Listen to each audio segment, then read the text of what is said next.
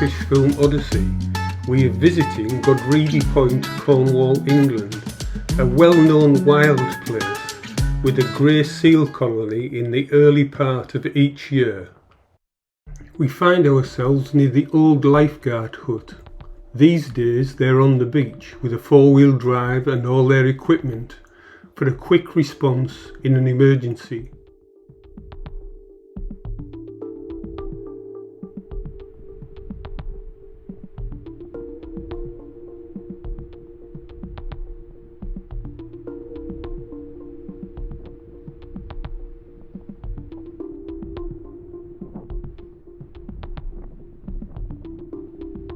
The hut, right above where St Gothian's Sands becomes Godrevey Beach.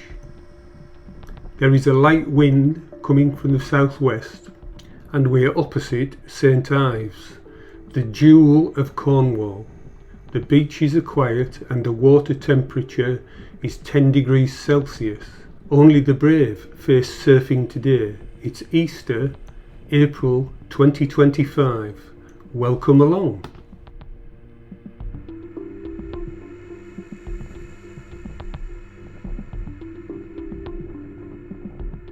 The wind is from the southwest and is almost constant, and only varies with storms. Erosion of the soft rock and shale is constant. There are a number of paths onto the beach that are now missing and blocked because of the erosion. The National Trust have abandoned these. Fortunately, some remain. I'll point these out as we pass later.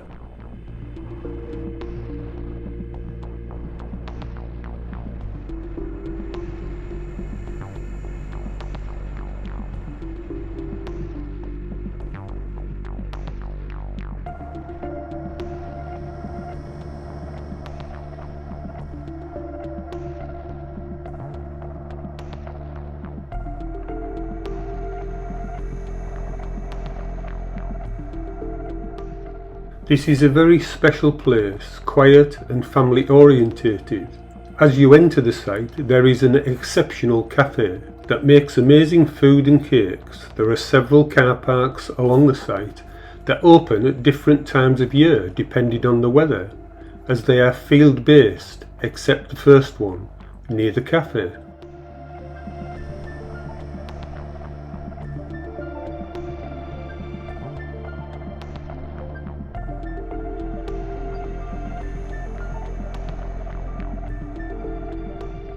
Even the road is being threatened by erosion. If this happens, it will cut off 3 car parks and the public toilets. Amazingly, there are no litter bins. Take your waste home is the message, and it seems to be working.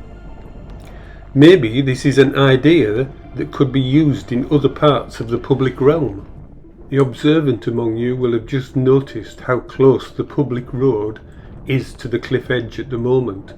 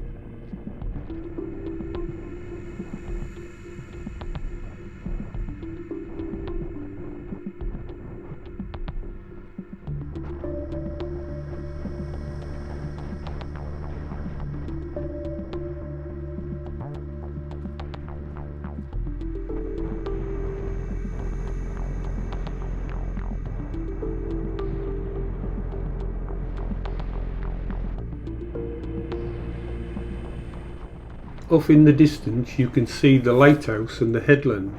The headland is a Natural England protected site as it has a tumuli and ancient field system on it. Stick to the paths and you'll be okay. This is an ancient landscape going back thousands of years, when our ancestors were hunter-gatherers.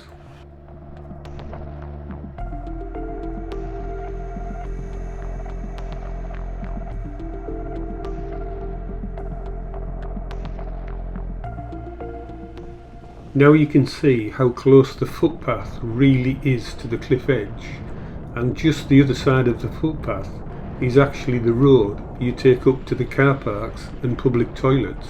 This is an area to be careful when walking. Don't get too close to the edge of the cliff.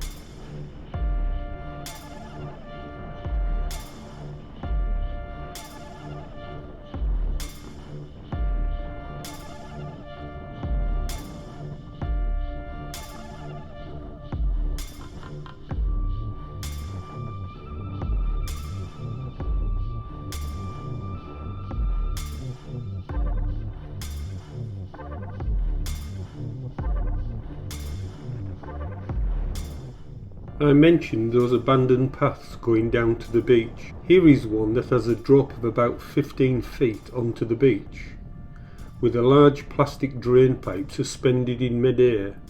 Take care, and please don't be tempted.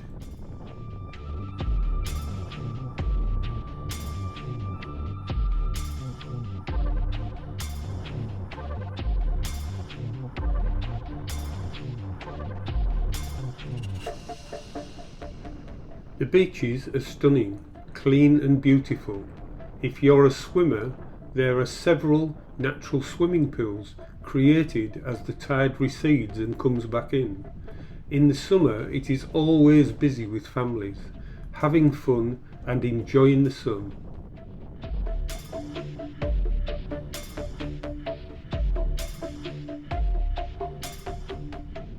Here's why you need to be careful. Look at the overhang under me. I'm being very careful not to get too close to the edge or too far out on the point, so I don't come a cropper and fall.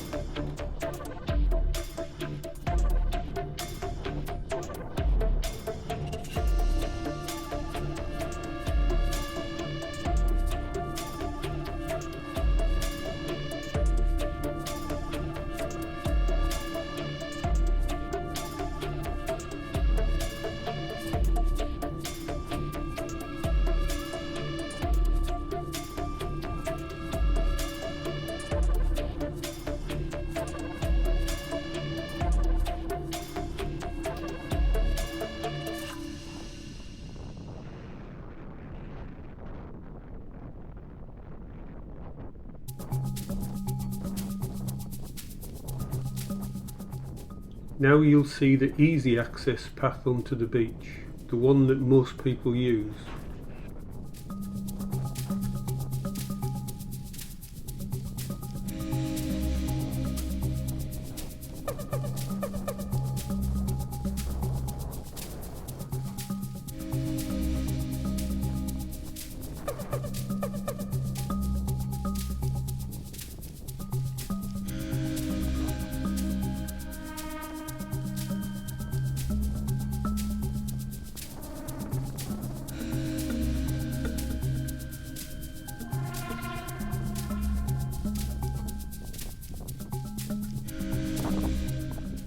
Between the car parks is a place for an ice cream van in the summer, and the path leads up to Mutton Cove.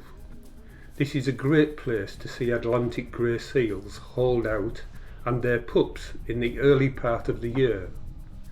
We are starting to see orcas around the UK coast. This is all down to the increased populations of grey seals.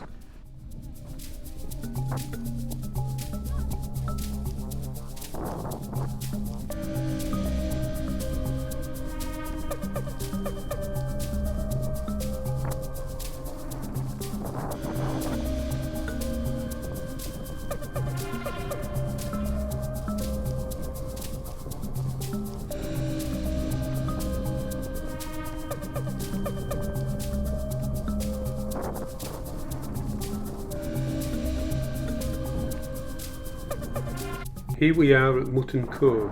The National Trust posts signs asking you to be quiet. There is a large population of Atlantic grey seals on the beach. The darker ones adults, the larger ones males. The white ones are pups. They get milk from their mothers for about 6 to 8 weeks, and that's it, they're on their own. Mortality is naturally quite high at around 50%.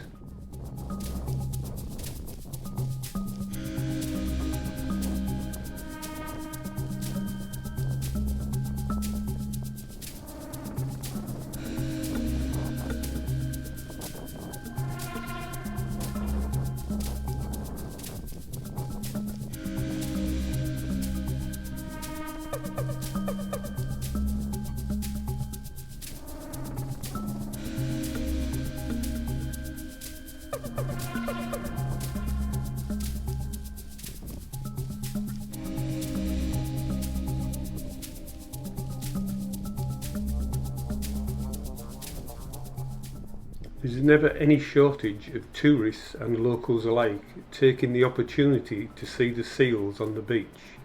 It's a magic place to come and see such a sight.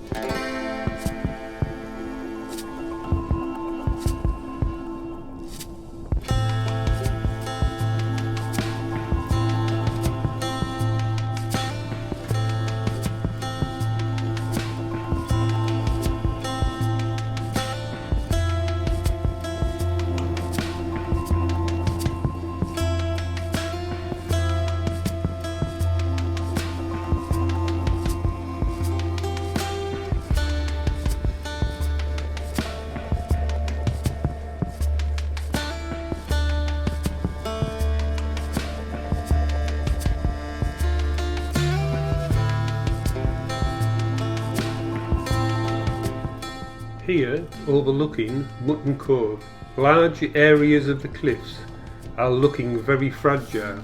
This is quite normal with this soft rock. You'll see massive fissures and cracks. Please don't be tempted over the barriers. You may regret it.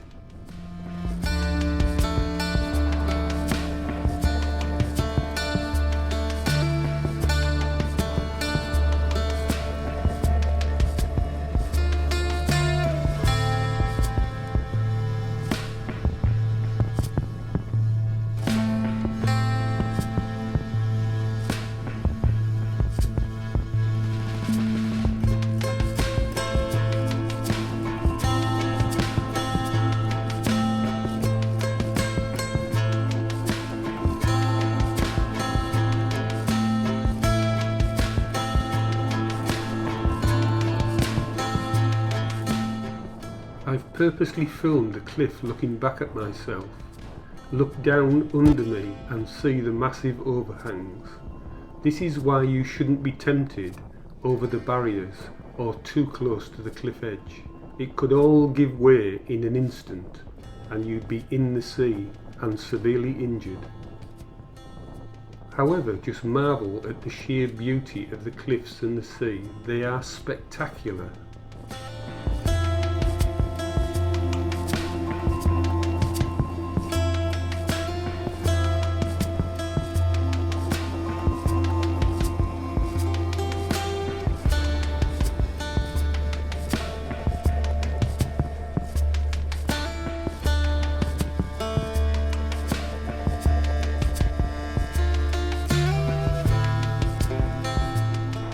I personally feel very privileged and sometimes feel like I'm in a world all of my own.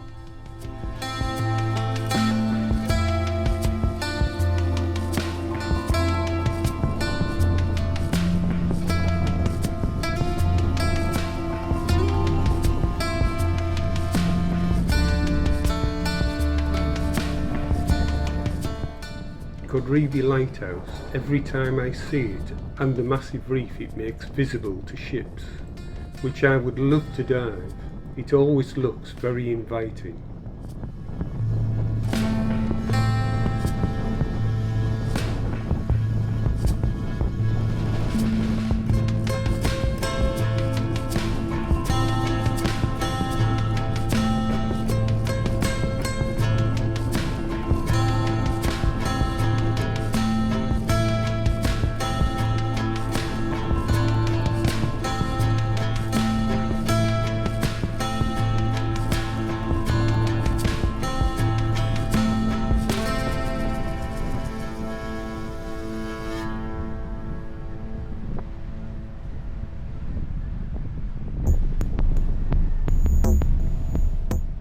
In winter, this shore is pounded by massive waves from the southwest that track right across the Atlantic due to the high winds.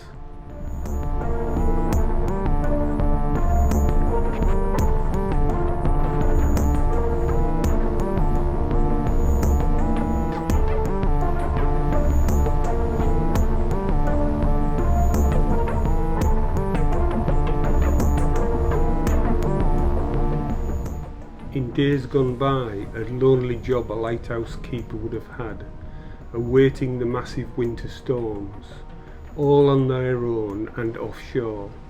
Today, they are unmanned and all automated, so no one even needs to be there, and they're definitely not in danger any longer. It does make you wonder, with the automation of ships and all the navigational aids on board, whether lighthouses will be maintained in the future or not.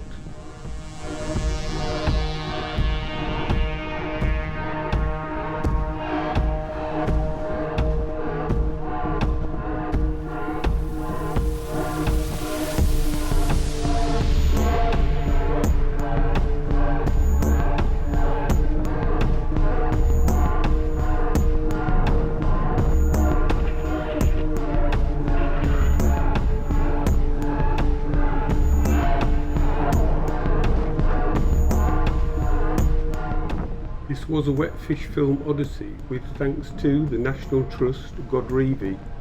Music was by Dan Hennig and the Soundlings. I am Tony Howell's filmmaker, and I hope you enjoyed watching this film as much as I did making it. I hope you want to protect our home as much as I do. Please take all the waste you bring with you home, as there are no bins on Godrevey, and then dispose of it through your recycling centres.